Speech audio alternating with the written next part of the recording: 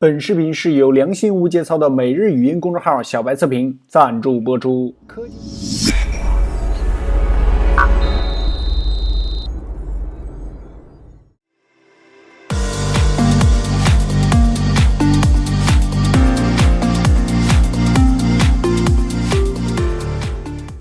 Hello， 大家好，欢迎收看本期小白测评，我是王炯，又和大家见面了这期视频呢，多少有一点小特殊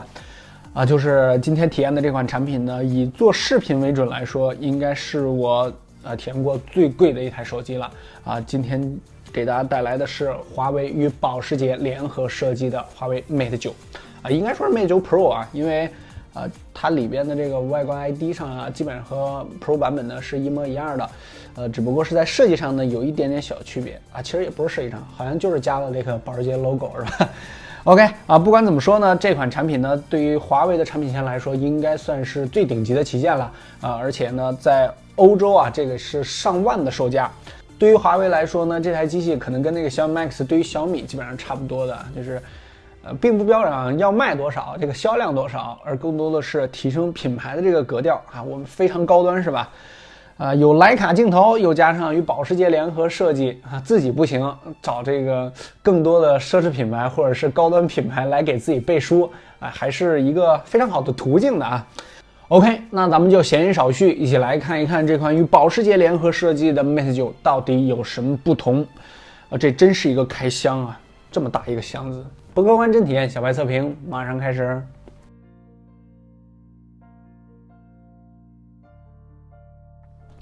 OK 这个保时捷版本果然是不太一样这个尺寸上呢，就比我体验那个 Mate 9基本跟是大了2倍3倍整体外包装盒上呢非常的低调就是一个不知道在视频上明不明显这个 Porsche Design 就是保时捷设计，然后下面呢有一个徕卡的标志整个外包装呢通体的全黑这边呢有一些它简单的一些参数曜石黑版本全网通，然后就是 Porsche Design 华为 Mate 9整个这个盒子的质感呢非常的棒打开之后也是跟我想象中的差不多，感觉就是非常正式这个 ID 上呢基本上和华为 Mate 9 Pro 版本呢是一模一样的这边呢还有一张什么 VIP 卡之类的下边这个就配件非常非常丰富大家可以看到有2个充电器这个应该就是专门为商务人士所准备的国内这个传统的充电器呢非常非常大，而且也很重功率上呢最高呢是能支持到5伏的 4.5 安这个充电速度上呢还是肯定有保障的旁边呢还有一个通用的充电头这个就是如果你去什么各种地方出差的时候可以用到。转换头一个Micro USB 转 Type-C， 这个数据线呢就是普通的 Type-C 数据线没什么特别的。然后还有一个耳机整体造型上呢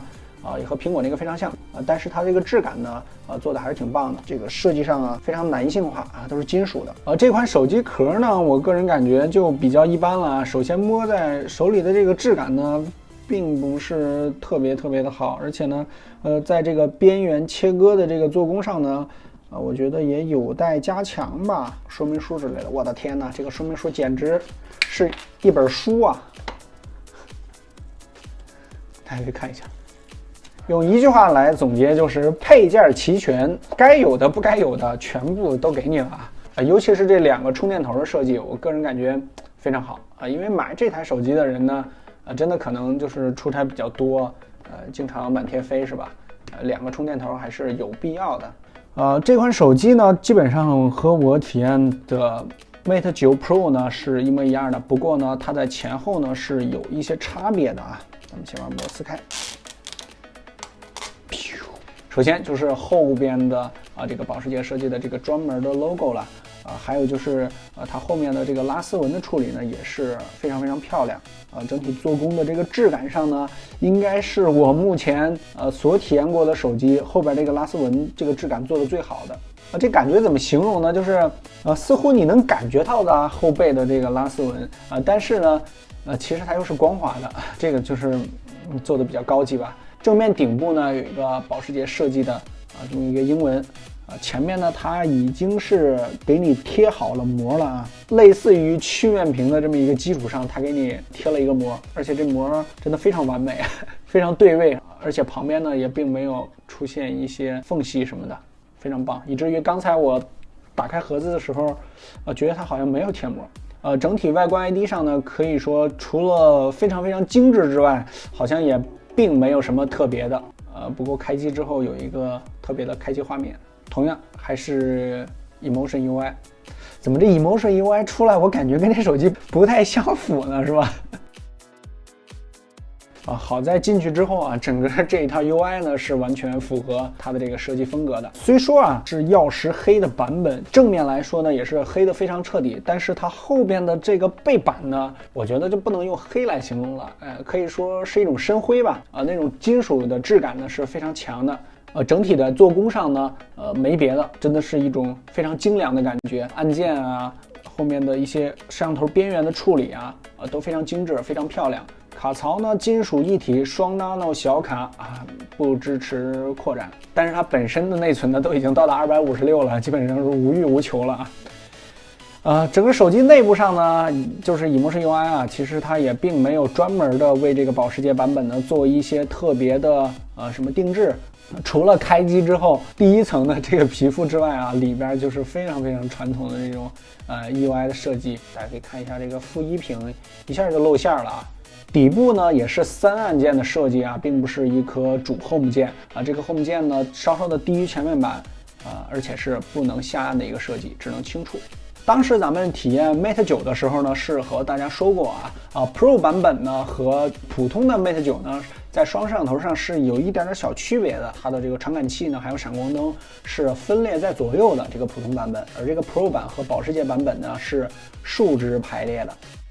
OK， 又到了喜闻乐见的掉粉时间了。没有赞助商，咱们就给自己打个小广告啊！如果你觉得每一期10-20分钟的视频不过瘾，欢迎加入我们的微信公众号小白测评。好吧，我知道这个名字直白且土气啊，但是却干货满满。不仅能在此直接收看近期的所有视频，小白我每天跟你语音聊天，新鲜的科技圈资讯，精彩的幕后花絮，这些都是少不了的。打开微信，直接搜索小白测评，或者扫描视频中频繁闪现的二维码，你的关注就是我的动力。每天我在那等你，期待加入。拍照效果上呢，我估计应该是一样的，这个调教上应该不会有什么太大的差别。都是这个第2代的徕卡双镜头，但是在这个 Mate 9那期视频中呢，也和大家说了，所谓的2代徕卡双镜头，其实和第1代，我个人感觉体验着它基本没啥区别啊。关于摄像头还有样张部分的体验呢，这个保时捷版本呢，我就不专门的再和大家聊一遍了，有点重复的意思。大家可以去咱们的频道里边翻看 Mate 9那一期的视频就可以了。那里边呢，对于样张还有相机呢，做了一个比较详细的介绍。实拍之后呢，跟我预想的也基本一样啊。大家可以在微信公众号直接回复华为保时捷这5个字，就能查看保时捷版本的实拍样张了。同样，本期的新年活动呢，咱们继续在小白测评微信公众号直接回复新年快乐这4个字，你就能被后台记录，小白会随机抽取小伙伴赠送66现金红包，直接发送新年快乐这4个字就可以了。关于这台手机呢，其实主要的就是在它的这个外观 ID 上面做了一些小小的改变还有就是它的这个价格了其实外观 ID 上也只是正面的这么一个保时捷设计的英文，然后后边呢一个 logo。这个 logo 呢，做工确实非常非常精致确实能多少代表一些这个国产的工艺精良度了。戴上壳子之后呢，这款手机呢也并不显得特别的臃肿，因为本来的这个手机的设计呢就是比较轻薄的，因为双曲面嘛。关于这个曲面呢，再和大家说一遍它呢是介于这种曲面屏和直屏中间的一种过渡状态。如果你要是非要把它界定在曲面屏里边我可以说它都不算曲面屏，但是如果要是把它界定在这个平面屏里边呢，这个手感确实是非常非常好。我个人是比较喜欢这种设计，因为真正的曲面屏的话，一是有误触的问题，还有就是如果正面看视频的话，两边的这个体验呢，其实并不是特别的好。我个人觉得，我觉得华为这种设计呢，虽然不够那么曲面，这个看着不够那么漂亮，但是在这个实用性的角度上来说还是不错的。这个保护壳呢也是一个专门设计大家可以看一下，合上盖的时候呢，它是能在这个透明的栏里边正好看到时间、天气还有日期的。大家注意看一下，你看侧边会有一个专门的为这个透明的地方设计。在配置上呢，这台手机应该算是华为能拿得出的目前最顶级的配置了。960的处理器，256G 的内存，6G 的运存，整个配置上无欲无求了。买这台手机呢，可能真的并不是单纯的为了买一款手机，而是这个寻求一种高端的定位，或者是一种品牌的肯定吧。当然，我肯定为到那个地位，我也不知道是什么感觉啊。我只能就手机给大家聊一聊。OK， 上手一会儿呢，这个保时捷版本呢和这个 Pro 版本呢也并没有给我带来什么差异，可能仅仅是这个价格上的差异，从而带来这个心理感受的不同吧。在设计上来说呢，这次是标榜的保时捷与华为联合，但是咱们看完手机之后，可以说真的就是一个非常简单的联合设计啊，因为除了后边这个 logo 和前面额头的这串英文啊，当然还有内存啊，别的地方与这个 Pro 版本呢是一毛一样的。配件上呢确实是非常良心，基本上该给的全给了但是这个价格呢也毕竟在这儿摆着。还是那句话，这台手机呢可能真的就不是为了走量，而是更像这个提高自己这个品牌定位、品牌这个格调吧，让人知道我们华为也是有非常高端的商务旗舰的。整体这个手机在工业做工上呢确实是可圈可点，非常的精良。今年其实还好去年的时候整个华为的手机一直给我一种相对来说比较粗糙的感觉，可能是它的这个 ID 上的感觉。不过从今年的这个 P9或者是到现在手上的这个 Mate 9整体的这个改观呢还是非常大的。这台手机呢，更多的还是它的这个品牌定位这个格调高度，就是商务旗舰是吧？是这个定位所以说买这台手机的人呢，估计也不看视频，对不对？咱们也只是好奇来看一下这台手机这个8999元的手机到底不同在哪儿？然而总体体验完之后，好像也并没有什么太大的区别。在这儿呢，也再说一下那个 Pro 版本目前呢，我也是看了一下，还是处在加价的状态下。这个排队的话呢，好像还得等待一段时间。也能看出，虽然呢，华为确实是国内的第一大厂但是产能上还是有一些紧俏的。毕竟这个华为整个下面的这个产线呢非常多，占据了各个区间吧。如果要是购买的话呢，依旧推荐 Pro 版本，而且推荐黑色。OK， 关于 Mate 9的其他方面呢，咱们这儿就不再多说了，因为在这个标准版的 Mate 9那期视频中呢，把各个方面呢说的都比较详尽，大家可以去频道里边翻看那个视频就可以了。OK， 这期视频呢就先和大家聊到这儿了。保时捷版本的华为 Mate 9呢，体验完之后好像也并没有那么保时捷，是吧？但是谁知道呢？这个买它的人呢，肯定也并不会去在意这些东西，可能真的就是为了上面的这个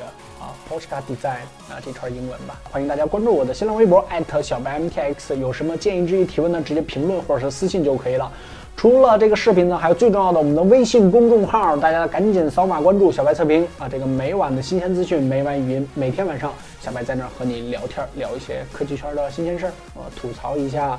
各种各样的新闻，是吧？这期视频呢，差不多也应该是春节前小白测评的最后一个视频了。也拿一款非常重量级的手机，确实是非常重量级这个价格在这摆着呢，是吧？来做一个结尾吧。在这儿呢也提前祝大家新年快乐这个搞不好现在大家都已经在这个回家过年的路上了，是吧？OK， 不客观真体验小白测评，我们下期再见，拜拜。应该说是明年再见。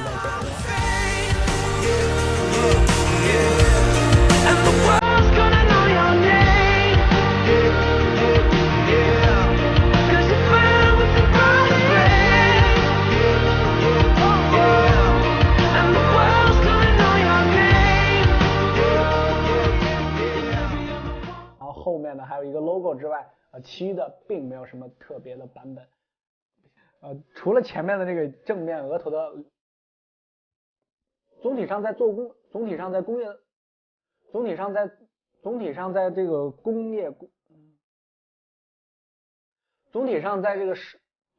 这个设计工业并没有什么特别的地方当然还有内存这个钱加多了，这个内存变大，这个是理所当然的事儿吗？256G，